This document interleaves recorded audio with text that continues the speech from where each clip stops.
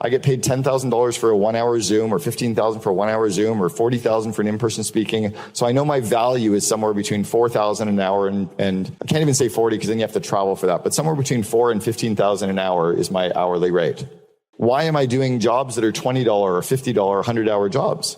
Right? If I could get paid $4,000 to coach someone, I should delegate everything except genius and just spend a couple hours cold calling to land a couple more coaching clients. So I just want to see how truly entrepreneurial you are. So I'm going to read a list of 11 traits of entrepreneurs. I want you to count how many of these 11 describe you. Are you often filled with energy? Does your mind get flooded with ideas? Are you driven? Are you restless? Are you unable to keep still? Do you often work on little sleep? Do you get euphoric? Do you get easily irritated by minor obstacles? Do you burn out periodically? Do you act out sexually, which is like flirting? Do you feel persecuted by those who do not accept your vision? If you have 9, 10, or 11 traits, you would be clinically diagnosed as bipolar. If you have more than 5, you're on the spectrum. So you're complete f***ups, just like I am. What's interesting, though, about entrepreneurs is we're wired very differently, and there's nothing wrong with us. So I was sitting on a plane from Chicago to Miami, and I got bumped off my prior flight in first class. I'm sitting back in economy in an exit row, sitting beside a guy who's even taller than I am. We're both like doing work, and as we're talking, I noticed that he's very kind of up and down with his emotions, and he's very scattered. And he has this nervous tic. And so we're talking, and I said, so by the way, you've got really wicked ADD, just like me. He's like, how do you know that? And I'm like, well, because I know you, and you're bipolar as well. And he's like, how do you know I'm bipolar? So I started describing it, and he told me he'd been clinically diagnosed as bipolar, and I have 17 of the 18 signs of ADD. My ex-wife said if I was paying attention during testing, it would have been 18 for 18. And then I also diagnosed him as having Tourette's. And the nervous tic is something in Tourette's. We were then talking, and I said, so, what do you run your business? And he goes, yeah, I've got a business. And I said, what are your revenues like? He's like 700, 800. So I'm like, okay, small business, 700,000, 800,000. I said, how many employees you got? He's like 17 or 18. I'm like, that math doesn't work. You've got like 18 employees with 700,000 in revenue. He goes, no, 700 million in revenue. And I look at him, and his name was Marcelo Claret. Marcelo, when I met Marcelo, was running the largest Hispanic-owned company in the United States called Brightstar. 6 months later, he sold his company for over $1 billion to SoftBank, and Marcelo was then appointed as the CEO of Sprint. He later became the chairman of WeWork to have to turn WeWork around after they threw this founder Adam out. He's now on the board of SoftBank, on the board of Google, on the board of WeWork, etc. So I diagnosed this classic entrepreneur as having 3 strong entrepreneurial traits. There's nothing wrong with being ADD. So there's somebody here, he might even be in the audience, who I met at the event, who came up to me at the party a couple nights ago, and he said, you said you've got really bad ADD. I can help you with that. Stay the away from me. I don't want help with my ADD because as an entrepreneur, it's a superpower. The fact that I can see what's happening with the economy, my customers, my suppliers, the market, I can see the problems with my website, I can notice little trends, but because I'm seeing everything, it's so overwhelming to me, I have to delegate them quickly. I don't want to be a doctor, I don't want to be an engineer, I don't want to be a teacher. The bipolar disorder, the mania of bipolar disorder is why people will follow me. It's why they'll invest. It's why they'll quit their job. It's why they will, take on a project that we don't know the ends to. It's why somebody will literally join the company for less money than they were making elsewhere, is because we're on that manic fringe and they love that energy. The stress and depression is simply us course correcting because we can't tell our peers, we can't tell our employees how stressed we are. We can't really admit to our leadership team that we're scared at times or that we're screwing things up. We can't admit to our customers that something's going wrong. We can't tell our board. So as the entrepreneur, and sometimes we don't even tell our spouse that we haven't paid ourselves for 6 months or 6 weeks or drawn a paycheck or paid ourselves back the expenses. When we were building 1-800-GOT-JUNK, I went 3 months without a paycheck and without submitting expenses because we didn't have the money to pay it. I sure didn't tell my ex-wife that because she would have been freaking out. So Brian and I kind of lived in this little zone of stress and depression. The reason I bring this up is I know entrepreneurs. It's all I know. I kind of feel like a bit of a fraud at Mind Valley because I'm not this heart-centered meditation, blissed out, even though I live in, the closest I get is I live in Vancouver part-time. I like it and I want to do it and I want to get better at it and I want to explore it. But you guys are like miles down the road in that for me. But I do know entrepreneurs. So I've been paid to speak to groups of entrepreneurs now in 26 countries on 7 continents. All I really know is entrepreneurial leaders. And what I'm going to give to you today are the lessons that I wish I'd known at a younger age. So when I left 1-800-GOT-JUNK, I decided to journal, which is something that we teach you at Mindvalley. And I started journaling 20 minutes every morning for 3.5 months. And while I was journaling, I came up with a lot of these lessons. And these lessons became what I call the letters to my younger self. And they're all in my very first book, Double Double. So they're the last chapter of the book, Double Double. I know the book is really good because it was in Richard Branson's library on Necker Island. First off, I don't think he can read. He's so massively dyslexic. And secondly, Necker Island was obliterated about 5 years ago in that massive storm. So that library doesn't even exist anymore. So let's go into the letters to my younger self. Now I can stand up here and talk to you about all my successes, right? How big we grew 1-800-GOT-JUNK. I took them from 14 employees to 3,100 employees in 6 years. We went from $2 million to $106 million in revenue in 6 years. We had no debt. We had no outside shareholders. We gave up no equity. We ranked as the number 2 company in Canada to work for, blah, blah, blah, blah, blah. What I want to talk to you about today more is the failures and the struggles, and hopefully give you some of those lessons from there, because that's where a lot of my real strengths came from. So the first one was I was at a cocktail party one night. This was around 2007, 2008. I think I just left 1-800-GOT-JUNK, or was just in the process of probably leaving. And one of the women who worked for me, Jillian, came up to me and she said, "You know, you're really boring." And I was like, "Really?" And she goes, "All you talk about is work. You have no other passions, no other hobbies. All you talk about is work." And she was right. The weird thing was, Brian, my best friend, who we'd built the company with for 6.5 years later, I didn't find out until 2 years after I'd left that Brian liked to ski. My best friend, he was my best man at my wedding, and all we ever talked about was work, and I didn't know he liked to ski. I've skied in the Canadian American Championships twice. Skiing was a massive passion of mine, and we never talked about skiing for 6.5 years. That's kind of messed up because I was so out of balance. What that taught me was no one actually gives a shit about what you do for work. Now imagine this for a second. Like, let's say you're in a fun industry, right? You teach sex. That's cool. But if you're at a cocktail party and you just want to keep talking about that, it starts getting a little awkward for everybody at some point, unless you're at some of the fun parties like Burning Man. But if you're at the party, you don't want to hear what the accountant does for an hour. You don't want to hear what the lawyer does for an hour. You don't want to hear the doctor talking about surgery. Like, so many of these jobs and professions are so boring. We don't want to hear about them. What makes you think they want to hear about your business?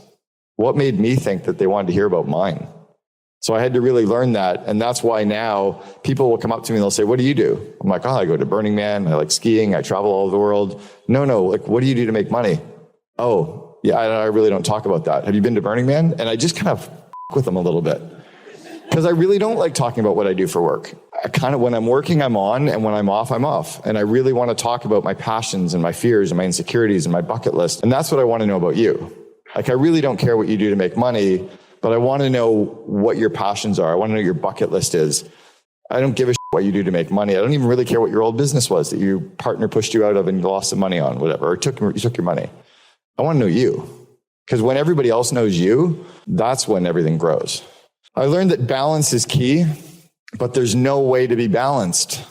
You can't keep your friends and your family and your faith and your fitness and your spirituality and everything perfectly in balance all the time. It's impossible. Especially if you're a woman who's trying to like be a spouse and a lover and a best friend and a mom. Like, are you and run a company? Are you kidding? Of course you're not going to get that perfect every single day. So what I think balance is a bunch of this. So what I try to do is find the 8 areas of my life that I'm working on, and I pick 2 areas. And I go really, really deep in those 2 areas for about a month or so. And then for the next month, I pick 2 other areas and I go really deep on those. So last week when I was at Mindvalley, I only came to 2 sessions because I was really, really focused on 2 things, my business and my wife. And this week, I've been spending more time at Mindvalley, coming here, working here, networking here, going for lunches with people, going for coffee, showing up first thing in the morning, going to the parties at night, and kind of ignoring my wife a little bit. But this is like Mindvalley week for me. And then next week when we go to Sweden, I'll recalibrate a little bit. But because there's no way, I would feel too stressed out trying to be everything to everybody all of the time. So I give myself a little bit of a break when I'm not quite in balance, because I realize the balance is more of a teeter-totter or a balance board. That's what balance is for me. I also learned that when I show up at the end of the day, my ex-wife used to say that she was getting leftovers. Not for dinner. I was leftovers. I was coming back with no energy because I'd given everything at the office, and then I showed up back at the home and I didn't have any good energy to bring into the relationships with my kids and my spouse. So I had to learn some kind of a way to keep my business in a box and close it. So when I used to work at a physical office, I would shut my laptop and I would leave.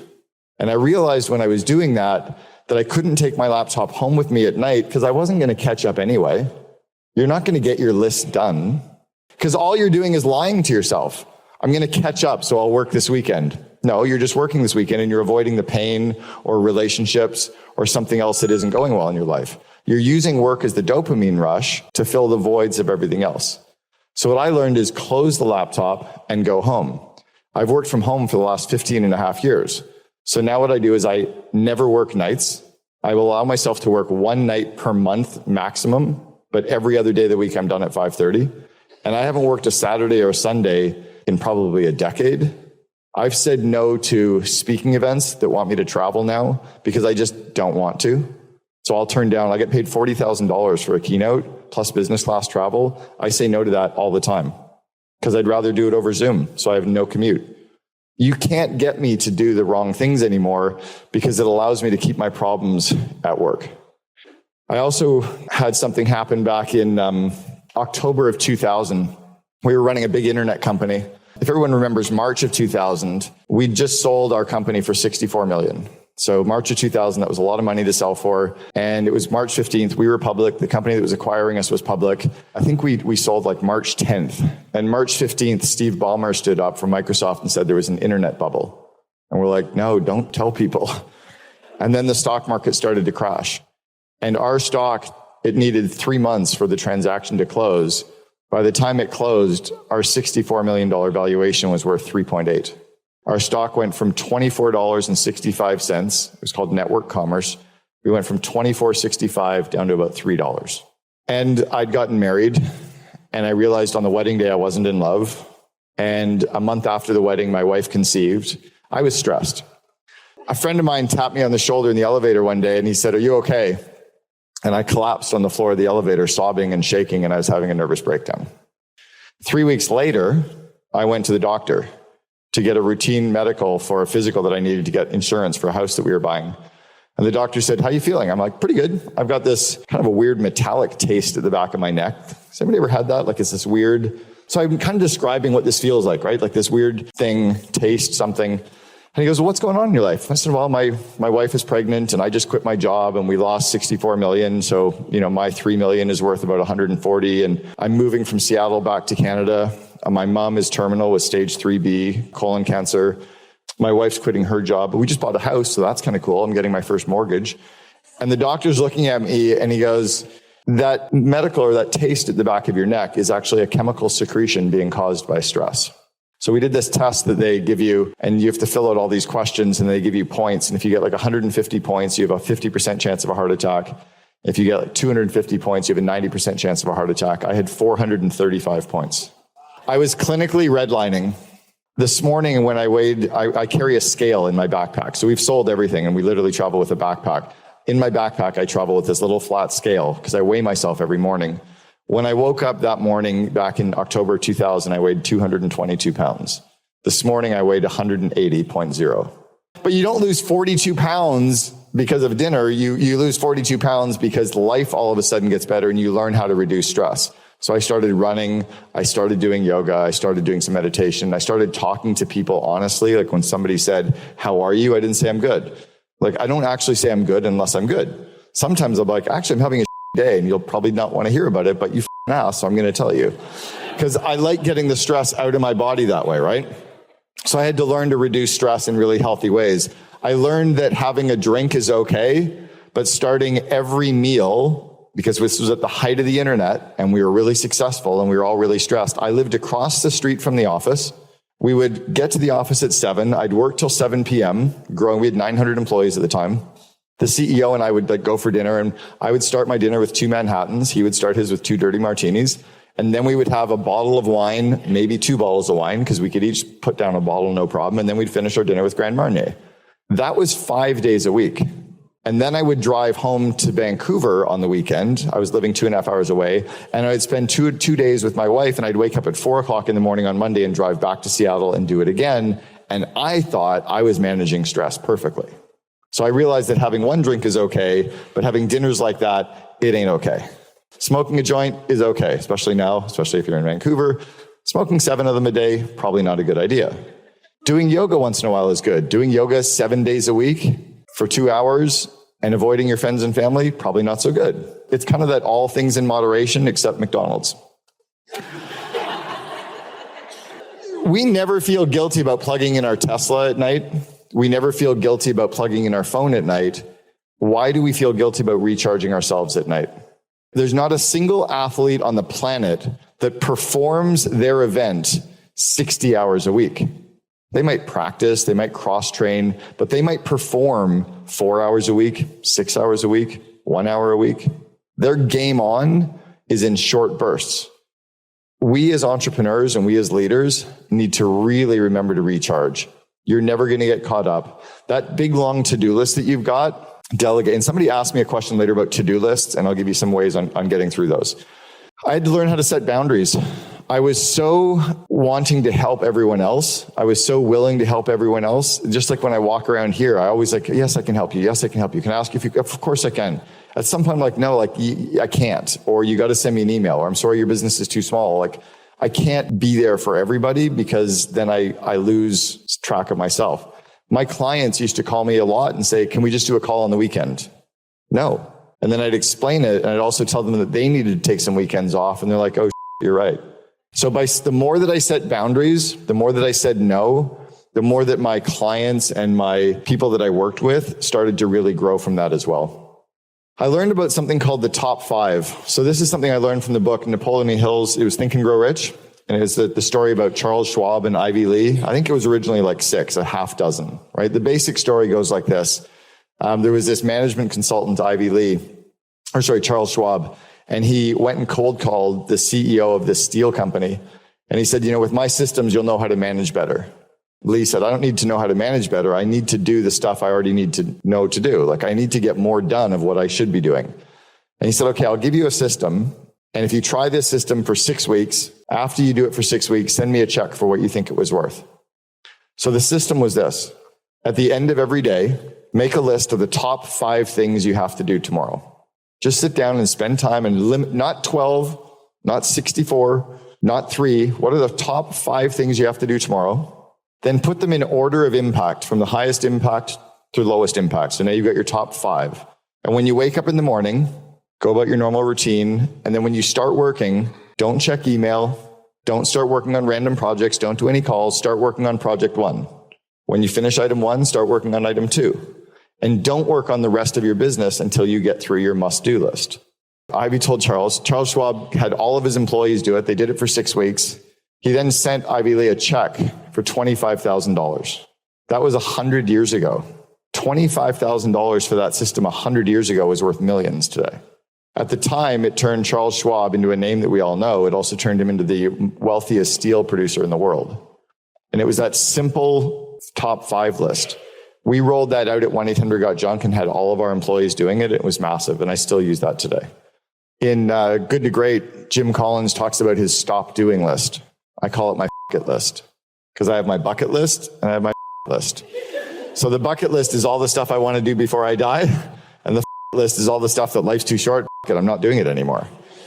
Do you know what's on my list? Drinking wine on planes. I only fly first class, but they serve wine on planes. I would never buy that wine at home. Why would I ever drink it on a plane? Great, give me a glass of a $4 bottle of red when I only buy $100 bottles at home. It doesn't make any sense. I'm not doing it. I'm not checking my own email, or I'm not replying to my own DMs in social media, except on Instagram, because I like Instagram. So I've got you start looking at the stuff that isn't worth your time doing or drains you of energy. So I'll give you a really good system to help you with this. Pretend that someone follows you around with a video camera for a month, and then you get to watch the video and you watch everything that you do at work. Open emails, reply to emails, book flights, meet with teams, coach people, talk to clients, prep for events, prep for speaking events, look at your slides, whatever. You might have 80 things on your list of things that you do every month.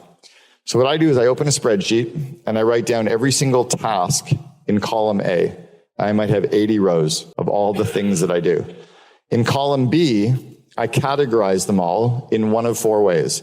Either I for incompetent, C for competent, E for excellent, and U for unique ability. This is a system that Dan Sullivan teaches at Strategic Coach. The incompetent means you suck at it. The competent means you're okay at it. The excellent means you're really, really good at it, but you don't love doing it. The unique ability is the stuff that you love doing, you're really good at, you get energized while you're doing it. You would do it for free, except your kids have to eat. And then in column C, for each task, you write down a dollar value. If you were paying someone just to do that task every day, all day, right? Let's say the task was clean toilets. What would the hourly rate be? Or what would the hourly rate be for booking hotel rooms? Or what would the hourly rate be for doing slides? Or what would the hourly rate be for coaching someone? Put an hourly rate down for all those things. Then what you want to start doing is getting stuff off your list or putting it onto your stop doing list, anything that's below your hourly rate. So I get paid $4,600 an hour to coach CEOs. That's why I say I coach real companies. So $4,600 an hour is my effective hourly rate.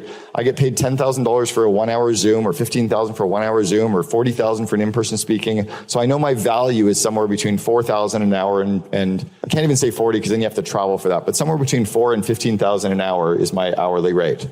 Why am I doing jobs that are $20 or $50 or 100-hour jobs?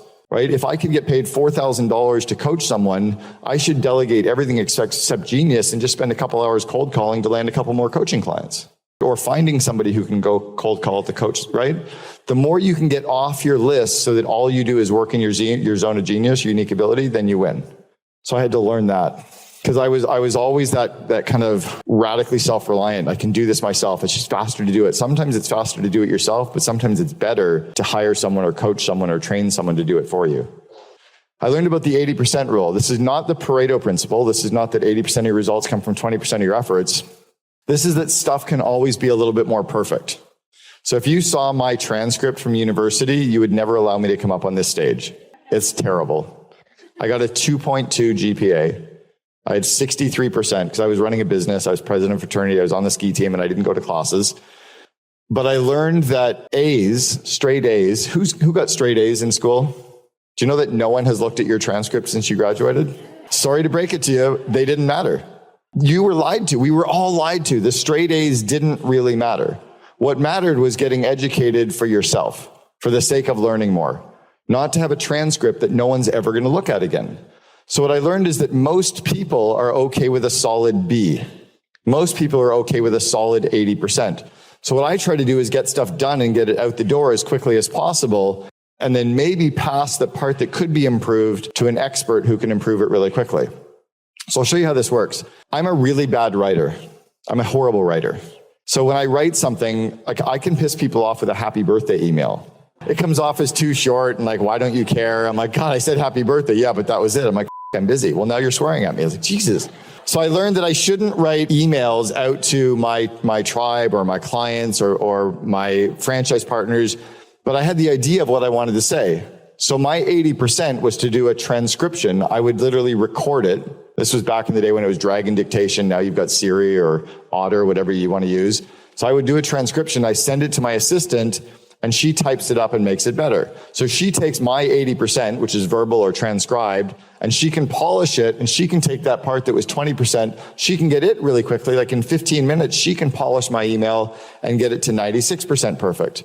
Now, if I'm going to send it out to the millions of people like a Mind Valley, Vishen could do his verbally. Somebody could actually edit it for him, and then he'll send it to a copywriter or a communications specialist, and they really make it pop off the page. They take that 4% and they polish it to 80% in a half an hour, and now it's 99.2% perfect. That's pretty amazing, right? Because we're not flying planes. There's no surgery. Perfect slows everything down. But how can you quickly have a bunch of experts that you can pass things to and do it 30 minutes, 30 minutes, 30 minutes? Now that memo that used to take me 6 days takes me 5 minutes, takes my assistant 15 minutes, and takes a copywriter 30, and everybody's thrilled. And if you can remove the time in between each of those stages, your stuff's getting out the door faster, and momentum is creating momentum because of that 80% result. I had to learn to outsource. Now, this is becoming more and more obvious today, but I've been outsourcing now for 12 years. I just got a note the other day from one of my former assistants who's based in the Philippines, and she was an assistant of mine 12 years ago. The Philippines to Vancouver was amazing for time zones. I would work from like 8 until 5 o'clock during the day in Vancouver, delegating tasks out to her. We could sync up over Skype because there was no Zoom back then and have like a quick 5-minute call or a 10-minute video call.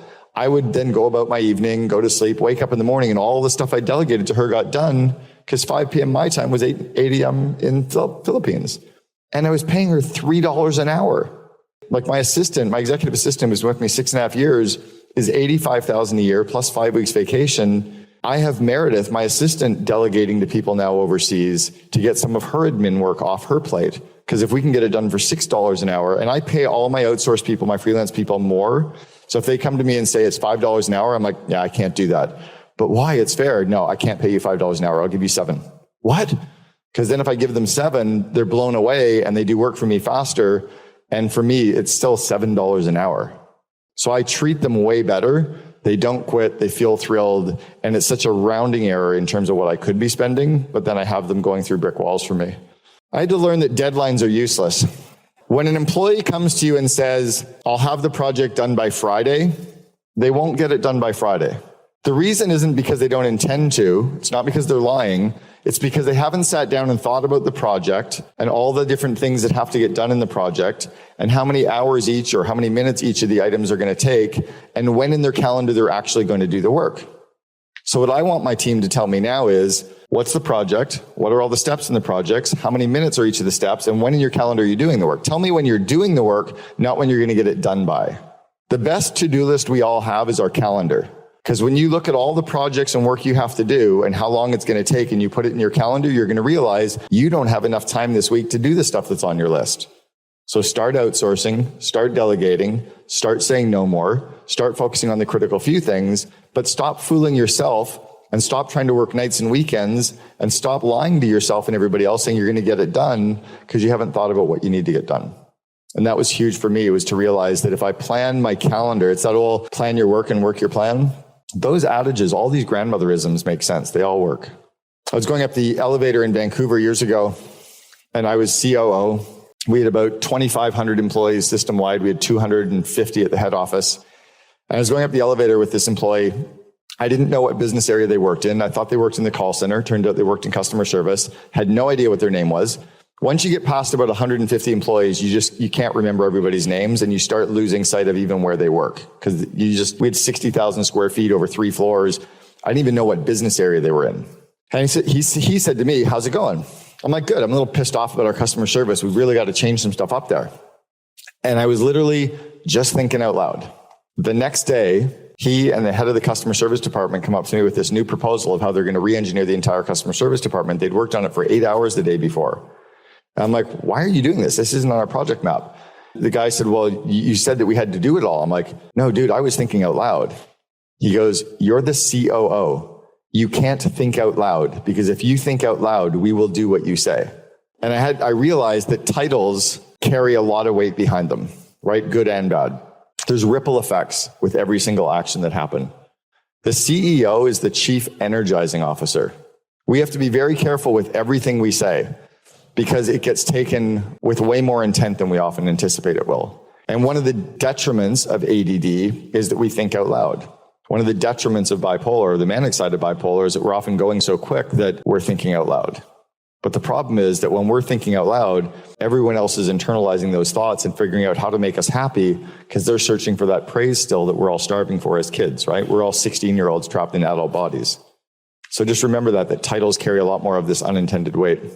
God gave us 2 ears and 1 mouth. We need to use them in that ratio. We need to listen twice as often as we speak.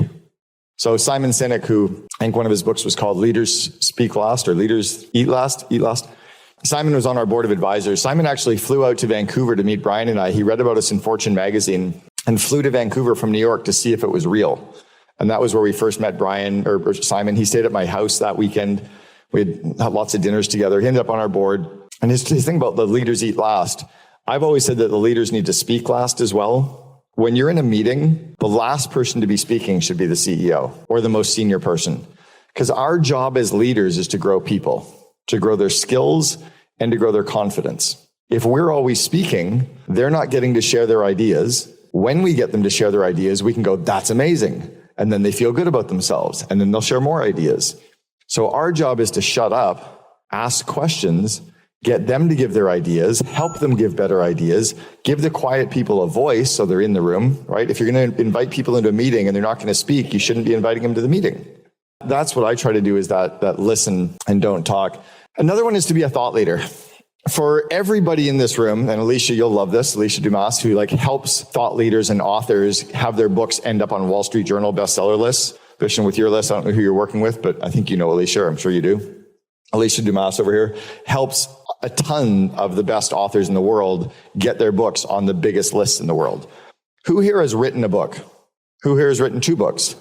If you haven't written a book yet, you should. There's been no easier time in history to get a book written. I'm working on my 6th book right now. It's called The Second in Command, and it's how to unleash the power of a COO, because that really will drive the COO Alliance, and it's a way for me to share all my ideas finally. But it's also, I get all the ideas out of my head. So I work with a group called Scribe. It's not cheap. It's about $40,000 to get your book done. But here's how the process works. I do about 6 hours, 6 Zoom calls, where they ask me questions, and I talk, and I keep talking, and I walk around my home talking, and they get all this content transcribed. I send them videos from my speaking events and stuff that I've written and stuff from my coaching calls. They pull all those transcriptions together, and they start framing it out into this book. And then they keep asking me questions, and I go through and read it. My total time commitment for my CEO, COO book will be about 30 hours. My total time commitment for the book Vivid Vision was 18. And it's a really, really good book because they do all the post-production and all the pre-press and all the rounds of editing. It's all me. It's all my content. It's all my words. But for me to sit down and type it, I suck at typing. I suck at writing. It would take me forever. But to get that book out there, that fuels everything, right? That's where my speaking fees went from $3,000 to $40,000. My coaching fees jumped. My brand awareness jumped. It's all because of that. And you can do it in cheaper ways as well, but this is an example of what you can do. I had to learn that my mania is good when I harness it, but there's lots of times when I need to slow down and be a little bit less manic.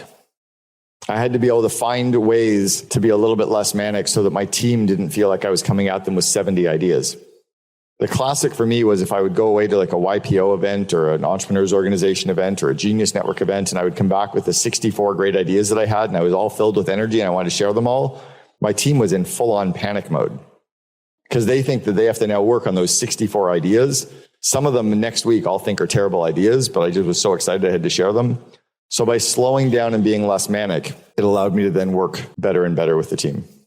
I had to learn to think before speaking, which is really hard when you think out loud, right? So I've often said that for me to have a thought, it needs to come out of my mouth so my ears can hear it, so my brain can have the thought. It's kind of the way my brain works. I don't understand why. People are like, no, it doesn't work that way. No, it really does. You've never been inside my brain. I started brushing my teeth yesterday and I hadn't finished going to the bathroom. My wife looked at me, she goes, are you kidding? I'm like, I didn't even realize it was happening. I swear to God, literally yesterday. When an ADD brain is, I know that was way too much information. I'm not going to show you a slide of it happening. But when the ADD brain is going, it's hard to unwind that. And so you have to learn how to work with that. So I've learned to tell my team now, just let me talk. Don't write it all down. When I'm finished talking, I'll tell you what we've summarized or where we've netted out. But I'm going to meander a little bit. I need to work through this. Or I'll just say, I'm just thinking out loud right now. Just don't take any notes, right? Just let me think. And they're learning that. I learned that every single action that we have as a leader has a ripple effect. And it's almost like a big boulder that we drop into a pond. Let's say it's a new project that you're doing. That's like a big boulder. That project is going to have ripples, good ripples and bad ripples. That new team leader that you hire, That new senior person that you bring into the team is going to have good ripples and bad ripples. And often as leaders, I'll give you an example. Let's say we hire a new VP of technology. And we bring this, and all we're worried about is onboarding the new person, making sure they know everybody, making sure they know their job, making sure they know the tools that we use, making sure that they're getting along with everybody. And we're missing all the ripples that are happening. We're missing that the 6 other directors are still pissed off that they didn't get the job. We're missing that 2 of the directors don't like that person. We're missing that 2 of the directors are worried because they think that this VP of IT is going to fire them and hire their friend. All these ripples that are happening that we don't even spend time looking for. So our job as leaders isn't to focus always on the projects getting done. It isn't to focus always on getting these people onboarded. It's to sit and watch for the ripple effects, to literally watch. And that's one of the strengths of ADD is you notice them. But what I want us to do is to actually proactively look for them. I get so confrontational. I don't know why I get confrontational. I used to take somebody earlier said like feedback is great or feedback is whatever. Feedback. I hated feedback, man, because I was always working so hard. I took feedback as like intense criticism of me as a human being. And remember who you're looking at, right? You're looking at the kid who every day in school was told you're a 62% student. Like I was running businesses in grade 5 and grade 7. I had 2 employees when I was in grade 6. I had 12 employees when I was 20 years old. I'd go to class and every single class I was getting a D-. I can show you my transcript, D-, D+, withdrawn. So when I was being told by the system for 18 years, from kindergarten until the end of university, that I was stupid, that I wasn't smart, anytime anyone told me that I could have done better, like that memo could be better, or the report could look better, or the marketing could be better, or the result, I took it intensely personally. And I took everything as arguing. And then I had to learn that if it's okay for me to tell someone they did something wrong, why am I taking it so personally? So I had to learn to just slow down, let it sink in, and just say thank you. And half the time now, when people give me something that I could do better or whatever, and I go, thank you, they go, yeah, man, you're welcome. You're killing it on this. Like, oh yeah, good. It's really weird. I also had to remember that at the end of the day, none of this matters for all of our employees. This is just what they do to make money. And they're trying their best, but there's probably something happening at home with their spouse or their partner or their dog or their condo or their parents or the economy, or maybe this stress is really building up in them, and maybe I can just slow it down and be more empathetic as a human with them. And maybe I don't have to be so confrontational with them as well. Maybe I can actually be more understanding and really know what's happening in their life. And then all the other stuff just starts to not even matter as much, or I realize I can just help them with it instead. I was a part of an organization called EO, which is the Entrepreneurs Organization. And we were in a forum group where every month these 8 entrepreneurs would meet and we would share the most vulnerable and scary and nervous parts of our business and lives with each other. And we were supposed to literally put it all out there. Well, the benefit of that is that you have support from these people who understand. The problem is that loose lips sink ships. If you don't want a secret to get out, you can't share it. You can't share it inside of your company all the time either. Because what happens is, as humans, we need someone just to gut check, did we give the right support? So I could tell Brian, here's something that I'm worried about, and I don't want you to tell anybody. He's, yeah, I won't tell anybody. But then he goes home and he needs to tell his wife, Lisa. He's like, yeah, Cameron told me this thing. You can't tell anybody, but like, did I give him the right feedback? Like, I'm worried that I told him the wrong thing. She goes, no, I think you handled it really well. I think it's good. And then she has to go tell her friend Kelly, like, by the way, like Brian came home and he's worried he didn't tell Cameron this thing, and I supported him, but God, he's really scared. Like, should I give my husband more support on this stuff? She goes, no, it's really good. But guess what Kelly does? Kelly knows my CFO that I'm firing. But Lisa didn't know that she knew. Loose lips sink ships. As a leader, when you get into these senior roles, at times you have to be very, very careful with the stuff that you get out. I'm helping 4 clients right now sell their companies. And it's a real art to be able to continue running a company, continue managing a leadership team, and only have 1 or 2 people on that team actually know that you're working for an exit, and because the rest of the people would be panicked. So you have to be very careful when you get into those situations. 900 employees, and I got an email one day from our CFO. This was around probably January of 2000, February of 2000. It was right when stuff was starting to get a little nervous with the stock market, and we knew we had to do a layoff. And we got an email from our CFO, and she said, take every business area and rank the employees in each business area by order of importance, order of impact, from your highest impact to lowest impact for every area. And I was in the C-suite, so we all did it for all of our business areas. We sent it back to the CFO. And it was like an auto reply a minute later, fire the bottom 30%. Tomorrow, have 150 people off this list, or but was 15%. Have 150 of these people, give them this letter and tell them to come down to the building at 411 Jackson in Seattle, come down to this office for a meeting. They're all going to be terminated. I had this one girl, Jennifer. She's like, how come I didn't get a letter? I want to go to the meeting. I'm like, shut up, sit down. 150 people go and they get fired. So then we spend a week and a half managing the collateral damage, the worry, the fear, and we get an email from the CFO 2 weeks later. Please rank your 750 employees by business area. I'm like, are you kidding? And we had to do it again, 150 more people. The 150 people the second time was 10 times worse than it was the first time. And if we were going to do 150 and 150, we should have done 300 or 400 on day one. It's like ripping off the Band-Aid. When you rip off the Band-Aid one tiny little hair at a time, you just rip the sucker off, right? You need to cut deep and cut once. So you need to look across the organization. If you're firing one person, do a full review of every single person and see if there's anybody else that has to get let go, and do them both on the same day. Do them with integrity. Do them like you're firing your mom and your dad, whatever. But you have to cut deep, cut once, because each firing is like an earthquake with an aftershock or a tremor. It's the aftershocks that freak everybody out. The one earthquake they got over quickly. But then every single aftershock for the next 2 days is what really, that's where the PTSD comes in. So I was at a restaurant years ago, and I had the CEO of a company that I was eating lunch with, and the waitress came up to take our order, and he was looking down or looking at me, and he goes, no, we're good. He was talking to me, and he goes, no, she's here. He didn't even look at her. And I was like, wow, what a d-. And I realized that that's probably the way he is inside of his business as well. And it's amazing how you can see people and the way that they treat their employees, the way they treat their teams when they're just in public around other people. Not at necessarily an event that they're running, but when they're just going about their daily lives. In all of my years of knowing Brian, I've known him now for 25 years, Brian, the founder of 1-800-GOT-JUNK. I told one of my kids this the other day. I don't think I've ever been able to open a door for Brian. And I open doors for people all the time. $20. What's the charity shows $20 do? He'll tell you the charity, or just buy me a beer later. Or eat. I told my son the other day that I don't ever remember opening a door for Brian, because Brian gets to the door first on purpose to open a door for everybody. He's just wired that way. I had someone the other day come up to me and they go, did you just pick up garbage here? And I was like, yeah. She was one of the staff for Mindvalley. She goes, you don't have to do that. We've got cleaners. I'm like, no, it's good. Like, it was right here. Like, I just picked it up. It's not a big deal. Like, I'll wash my hands later. But I'm hardwired to just pick stuff up. Be a good person. So look for that. Vision has an uncanny ability to hire great people. I met someone last night at the speaker's dinner, and she told me that he hired her at a cocktail party because she was dating one of his employees. And he's like, I don't even know the role that we can put you into yet, but we'll figure something out. Because you see the energy, you see the person.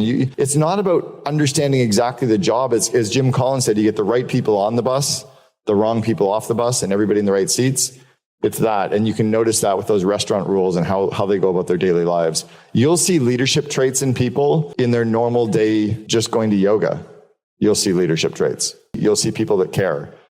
As leaders, we often really don't know how to ask the right questions of our team.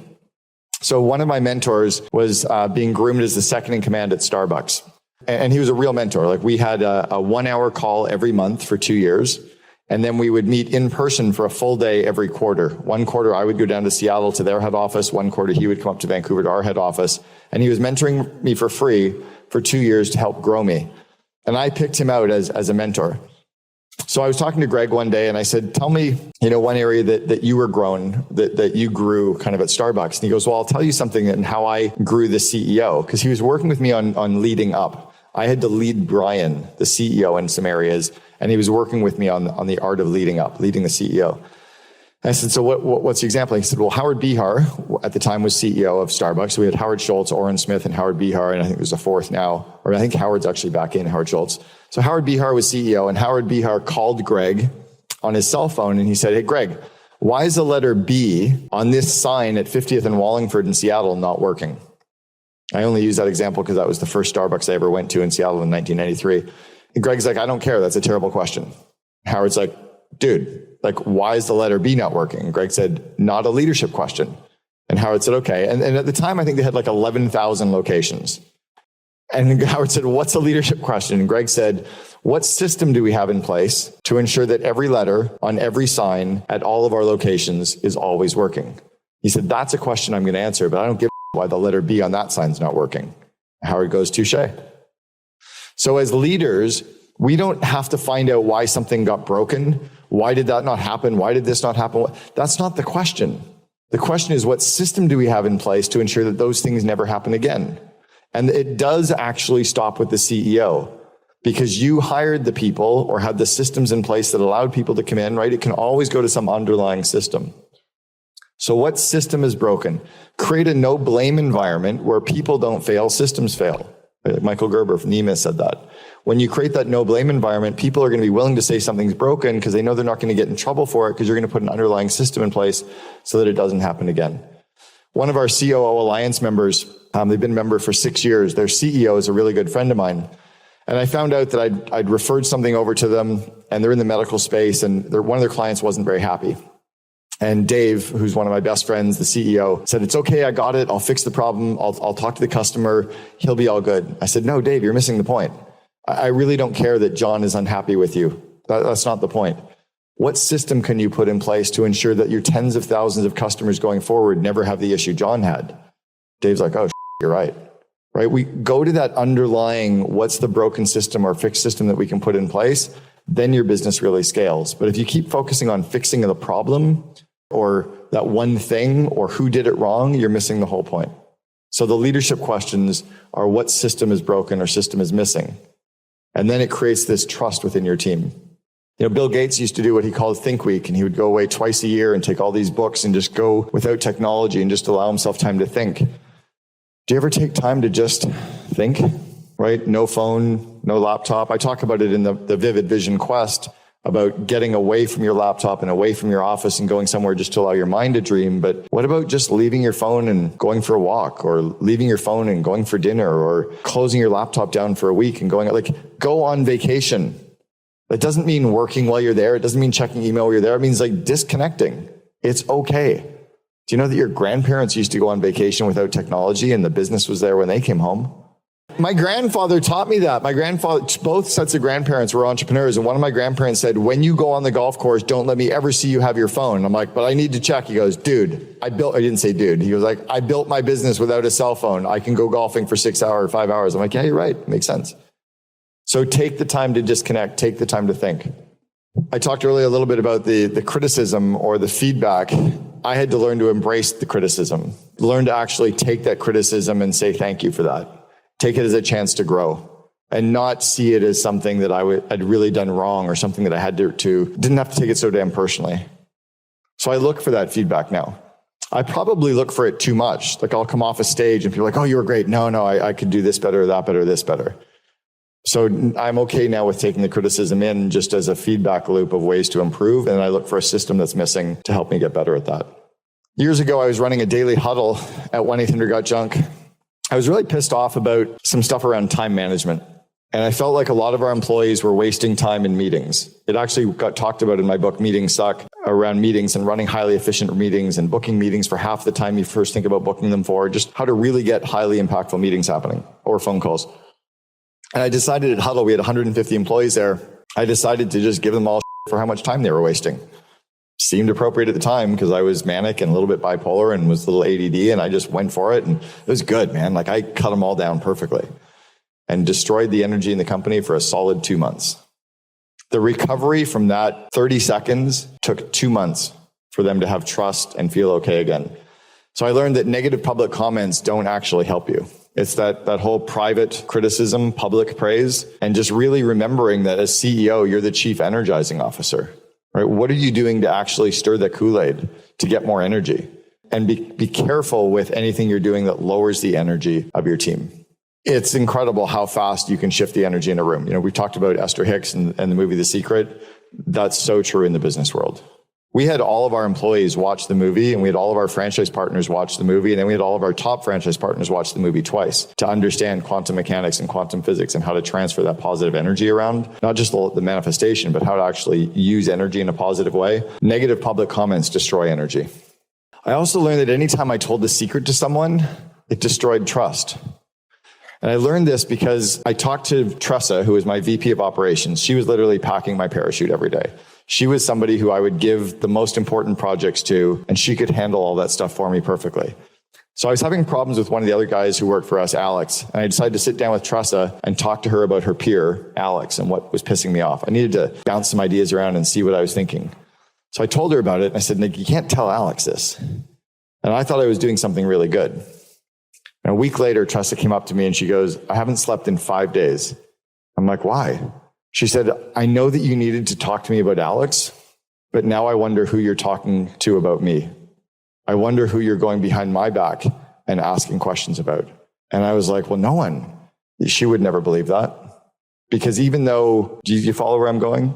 Anytime you think that you're doing a favor with doing that, you're f***ing everything else up. And you're destroying the own trust in your own organization. By the way, blind carbon copy is destroying trust in your organization. When you if you blind CC, like blind CCing to save your inbox, by the way, you don't need to say that. We get it. Like John BCC'd, like we get it. You don't need to say the rest of the whole sentence. But when you blind CC and don't tell people and you're doing so, hey, Vishen, I'm letting you know what I'm doing over here. Vishen's now wondering who I'm doing it to. Be very careful who you BCC on things or who you tell secrets to, because it's destroying the trust that they have in you as a leader. You need to find other outlets. You need to find peer groups or masterminds or coaches or someone outside your organization, or you need to work through it on your own, but you can't tell secrets inside the organization. Brian and I were off on a retreat at 1-800-GOT-JUNK, just the two of us taking some time to think about the business. And we realized that our call center was really massively screwing up. So we went back in and we coined this phrase, inspect what you expect. And we got them to start showing us what they were doing, showing us what they were working on, showing us the reports. And we realized that so much of the work that was happening in our call center wasn't being used by anyone. All the stuff that we thought they were doing wasn't actually really happening. So we learned that you kind of have to trust but verify. That's not micromanaging, it's just good leadership.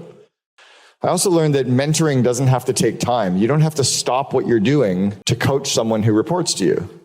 They can just sit and watch you. You could do phone calls, they can listen in. You could CC them on emails and just say, hey, I'm CCing these people because they're new and I want them to see. You could let them ride shotgun. You could let them sit in your board meetings, let them sit in your leadership team meeting, let them sit in the corner and just watch you do what you do. So years ago, I was doing budgeting with 1-800-GOT-JUNK with our CFO, Trish, and we got into the budgeting meeting one day and she goes, oh, this is Elaine. Elaine's working with us in budgeting now. I'm like, hey, nice to see you. Trish goes, Elaine won't be saying anything. She won't even be asking questions. She's just going to sit here. Okay, that's cool. So we go about the meeting for a half hour and Trish's like, yeah, I'll see you Thursday. Okay, cool. We leave, we go about our day. A couple of days later, we meet, start meeting. Trish goes, oh, by the way, Elaine might have a couple of questions. I'm like, yeah, that's good. Elaine asks a couple of questions. Next Tuesday, Elaine comes in. Trish goes, Elaine's probably going to ask a lot of questions. She might even have some suggestions. I'm like, that's cool. Thursday, I come in, Elaine's sitting there. I'm like, where's Trish? She's not coming. I run budgeting. I'm like, oh, I get it.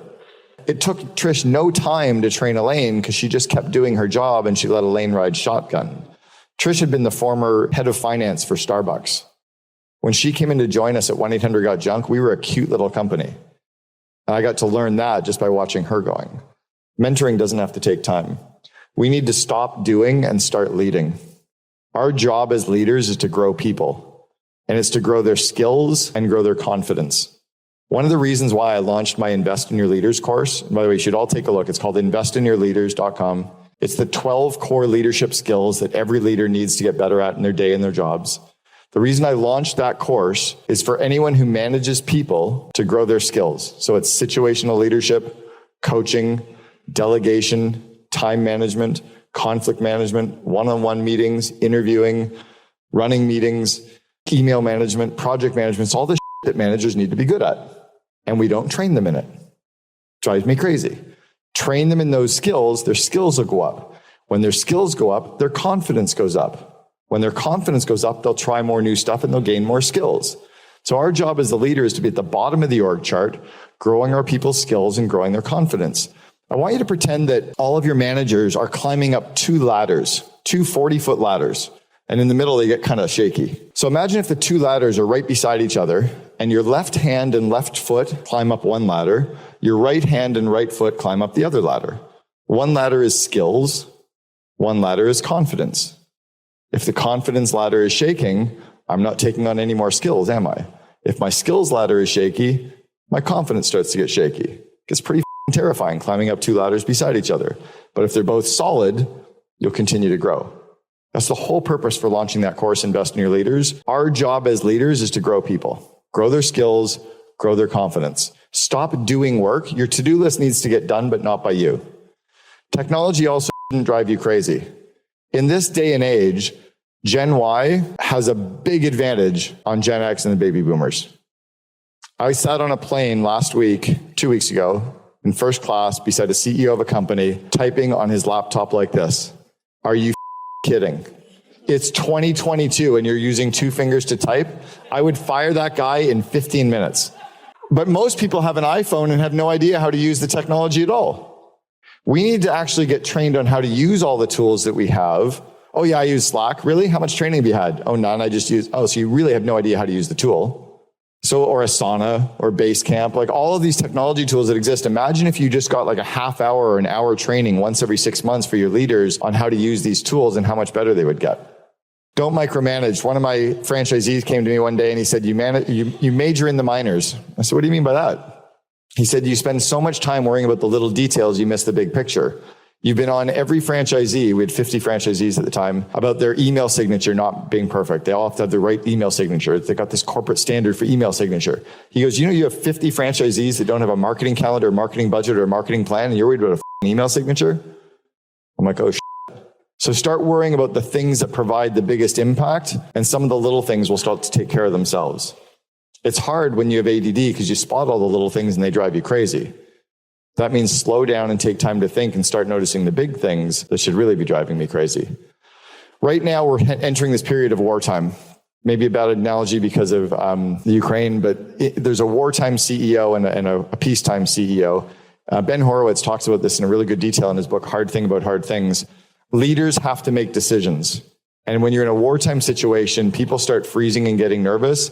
People want to follow. Leaders have to lead. Make a decision, roll it out. It doesn't have to be the perfect one. I think it was General Patton said a good plan violently executed now is better than a perfect plan next week. You need to make decisions and roll them out. This is one of my biggest pet peeves. Years ago, there was a TV show called 60 Minutes. 60 Minutes was an investigative journalism show that would go inside of companies to show you the truth of what was really happening. Inside of big pharma or inside of the pork slaughtering house or inside of the soy manufacturing or inside of the big bad marketing agency, Cambridge Analytica, whatever. They would do this investigative journalism. So what my rule is for my company and for all of my clients that I coach is make sure your company is 60 minutes proof. If they came to investigate your business, would everything you say be true? Are any of your metrics inflated? Are any of your metrics lied? Are any of your metrics puffery, hyperbole? Those are actually called lies. We're just embellishing a little bit. No, you're fucking lying. So I noticed it years ago when we had our daily huddle, and I said something to the team about 60% of everything we haul away at 1-800-GOT-JUNK gets recycled. And one of my employees came up to me afterwards. She goes, you can't lie at huddle anymore. I'm like, dude, I don't lie. Yeah, you said 60% of what we haul away gets recycled. I said, yeah, it does. He goes, no, it was 57.4% last week. We can't say 60. I'm like, are you kidding? She goes, no, because if we say 6, I'm like, God, I was kind of defensive, but I'm like, you know what? You're right. Like, I wasn't lying. I wasn't intending to but it was close. 57.4, 60. Who gives a shit except 60 Minutes or except a customer? So don't exaggerate because you end up getting found out, but who you get found out by first isn't 60 Minutes and isn't your customers. It's your employees. And when you start exaggerating and embellishing and your employees feel like you're lying or making up, it destroys the fabric of your organization and the core values from the inside out because of you. So fact check, slow down, try to be more exact, or say things like approximately 60%. They're okay with that.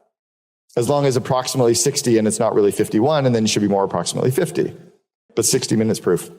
Raise the bar.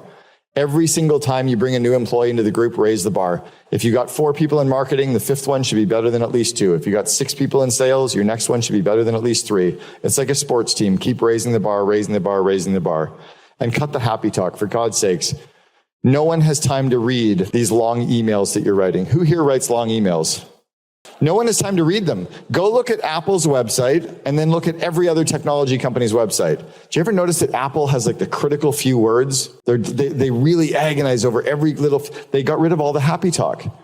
If you put up a core value and it needs an explanation, it means it's not clear. Clarify it, doesn't need the explanation. Only have the critical few words there so that your employees and your customers have actually time to read them. When you send out an email, limit it to 5 bullet points or less. I love bullet pointing and happy facing so that it's clear and it stands out. But if you have too much information, people don't have time to read it all and they're skimming stuff at best. Who here skims their emails or skims their messages? All of us. So if you're skimming stuff and if you're doing stuff in multiple countries, multiple languages, forget it, all bets are off because now you're skimming in a different language. Cut the happy talk. We talked a little bit about CCing and blind CCing. I also really limit the amount of people I CC on stuff. They actually don't need to know. If you're going to CC somebody on something, tell them what you need to do or don't do it. Do you know that years ago where carbon copy came from was back in the photocopier days or in the multi-carbon page? You literally had to go to the photocopier and photocopy 42 sheets to hand it to the 42 people and put it in their fucking mailboxes. So guess what? You didn't CC 42 people because you didn't want to have to spend time doing it. I'm like, I'm not telling 4, I'll tell 4 people. Do it that way. Think about each email that you're CCing as if you'd have to physically walk it to their desks, and maybe you won't CC 40 people on 16 people a day and get replies from it all. We're wasting so much time because we're being lazy and moving too quickly. Slow down. I'm a big systems person. Every franchise organization I built, 1-800-GOT-JUNK, Gerber Auto Collision, College Pro Painters, I've always cared about systems and processes, but I also care most about the outcome over the process.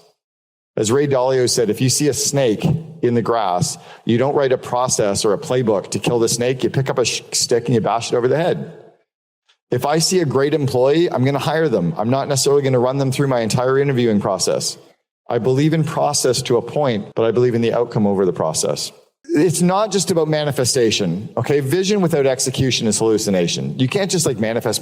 You got to get some going. You got to work towards stuff. But there's a lot of other stuff that comes out from The Secret as well. And I really encourage you to rewatch it and see how you can bring all of these systems into your business. If you've got titles and roles, ensure that they're clear from the CEO to the COO. Clear org chart, clear roles and responsibilities, clear metrics, clear reporting structure, and make sure that everybody in the organization knows that and communicate it over, communicate until your people are making fun of you. And then you know your ideas are starting to stick. When was the fall of, was it 91, the fall of the Soviet Union? So in 1990, Mikhail Gorbachev was meeting with Ronald Reagan. I think they were doing it in Berlin. I'll make up some of the facts. It's not a real story anyway. Gorbachev and Reagan are meeting. Reagan's president of the United States. Gorbachev is president of the Soviet Union. And they're trying to solve all the world's problems in their meeting. And all of a sudden, this guy comes into the meeting screaming and yelling, and Gorbachev looks at him and laughs and says, "Remember rule number 6. And Gorbachev hears it over his headset, or Reagan does, and he goes, "That's weird. Remember rule number 6. He said, they go about the rest of the meetings, and a couple hours later, somebody comes in upset, and Gorbachev laughs and smiles and says, "Remember rule number 6. And the guy calms down and leaves. An hour later, a woman comes in, she's screaming and yelling, and Gorbachev laughs and smiles and says, "Remember rule number 6. She leaves, completely calm and happy. So they've solved the world's problems. The wall's going to come down. Cold War's over. Reagan says, "I need to know something." He goes, "What's rule number 6? And Gorbachev laughed and smiled. He said, "Rule number 6 is don't take yourself so seriously." And Reagan said, "Well, what are the first 5 rules?"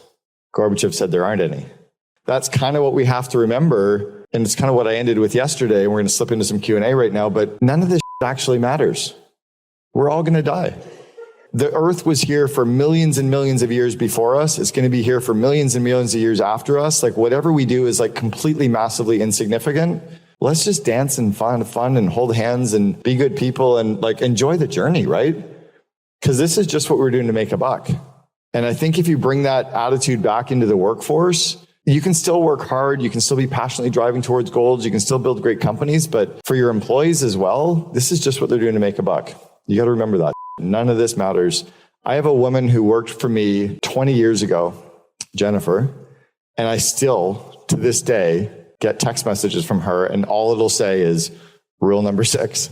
I'm like, having a rough day? She goes, again, but I just laughed about rule number 6. I'm like, you're amazing. We only talk like once every 3 or 4 years, but I get text messages every 6 months, and all it says, rule number 6. I talked a little bit about investing in your leaders. It is the core thing that I've done at every company was to grow my people. It's what I'm known for. It's why I coached real companies. These systems that are in Invest in Your Leaders are the systems that I taught Kimball Musk. When Kimball Musk, Elon's brother, worked for me in 1993, I taught him how to grow his first company. I was a reference for him and Elon in their very first company. They had one employee. They were raising $600,000. That was the skills I'd taught Kimball. Peter Reeve, his cousin who built Solar City, was also an employee of mine in 1993. The companies that I've built and mentored and coached, this is what I work with them on. Right? When I coached the family that owns the country of Qatar, we dipped into about 5 of these 12 systems.